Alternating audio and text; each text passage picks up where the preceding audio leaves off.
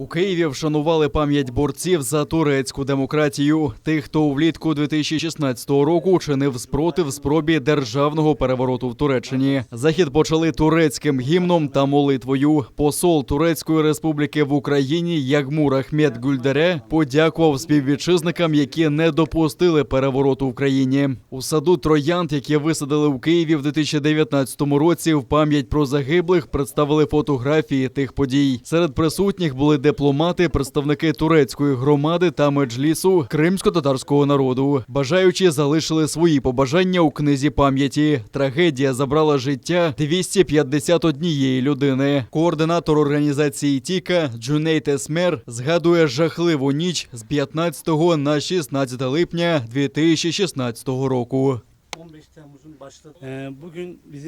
15 липня – один з найскорботніших днів в історії Туреччини, тому що тоді наші співвітчизники здійснили зрадницький вчинок щодо власної держави. Ми обурені і засуджуємо тих, хто брав участь у спробі перевороту, та дякуємо всім, хто не допустив цього.